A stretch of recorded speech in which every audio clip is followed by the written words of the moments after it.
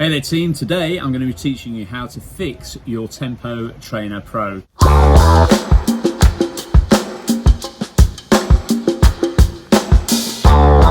Now, if you've had one of these Tempo Trainer Pros for a while, you may have had some issues over the time with things like batteries, feeling like they're running out or displays not working, etc. Well, I've got a few tips for you today to get you working with your Tempo Trainer and hopefully saving you a little bit of money and certainly a little bit of frustration. The first thing we need to make sure is what is the battery status of the Tempo Trainer. Now, it's not going to show you that, but you'll get a bit of an idea by how clear the screen is there.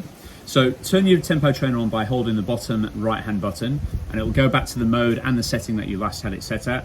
If you can't see anything, well, maybe we have got a flat battery, but let's dig into that and make sure we know exactly what's going on here. Using the bottom left hand button or the right hand button, take it up and down, have a little play with it. Press the top button just to hear the sound of the audio. Is it loud? Is it soft? Just like so. But if you're watching this video, then maybe you have got a dud Tempo Trainer or one that's not turning on. So let's have a little closer look.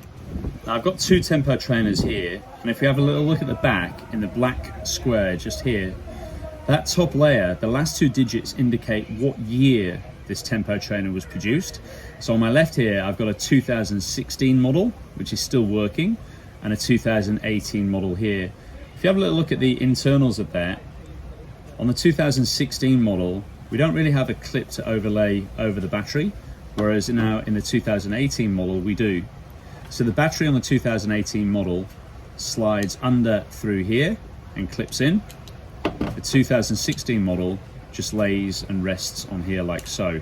So one of the tips for an older Tempo Trainer is to take the battery casing, grab yourself a pair of scissors and maybe an old paracetamol pack or something like that, and just create a little bit of foil here and place that in the top of the lid.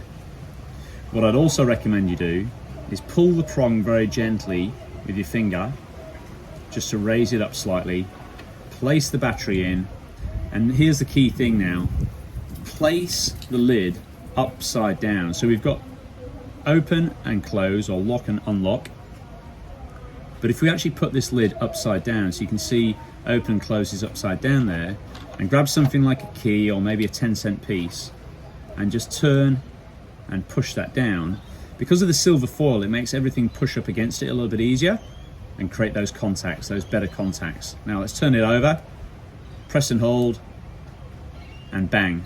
Now, because I've actually taken the battery out, obviously we've reset to the default there, which is 1 second. To bring that back up to something like 25 seconds does take quite some time, so just allow yourself a little bit of time if you're coaching with these or swimming with these on pool deck. Now, for the 2018 model and anything beyond that point, we shouldn't need to utilize the foil. All we'll need to do is go in here and again, just gently pull on the contact up, slide the battery in, and again, you can have a go, either putting it the right way up with the lid. Let's see how that goes. Yeah, this Tempo Trainer is in pretty good nick, but just to show you how it works, look, take it the other way around, so we're upside down, turn it on, and we've still got a working model right there as well. Now let's talk about the battery that we're going to use for your Tempo Trainer Pro. It's a CR1620, and these little bad boys are quite hard to come across, especially in smaller pharmacies or chemists. So you might want to look at ordering these online, and certainly buying in bulk is a lot cheaper.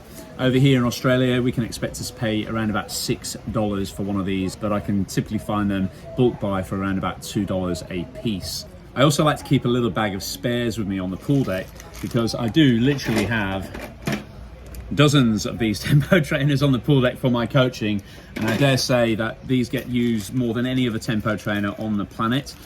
We have 12 squad sessions per week. They're always in use, so they do get a real good hit out here. And as you can see here, I've got a little baggie full of those button batteries, and also I hang on to quite a few of the lids as well.